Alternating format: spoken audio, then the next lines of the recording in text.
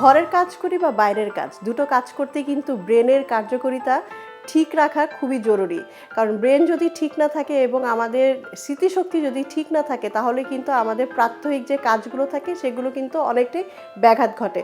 দেখা গেল একটা কাজ আমার করার কথা ছিল সেটা আমি অনেকটা ভুলে গেলাম বা পরের দিন আবার মনে পড়লো।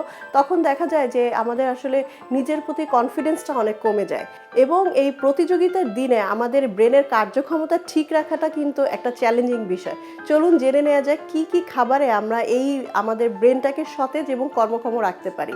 প্রথমে আমি বলবো হচ্ছে গিয়ে ডিমের কথা। ডিম একটি সুপার ফুড। ভিটামিন সি ছাড়া আল্লাহ প্রদত্ত পৃথিবীতে যত ভিটামিনস আছে সেগুলো কিন্তু এই খাবারে পাওয়া যায় এবং কোলিন নামে একটি খাদ্য উপাদান আছে যেটা হচ্ছে আমাদের ব্রেনের কার্যক্ষমতা বিশেষ করে নিউরনের সুস্থতা করতে সাহায্য করে।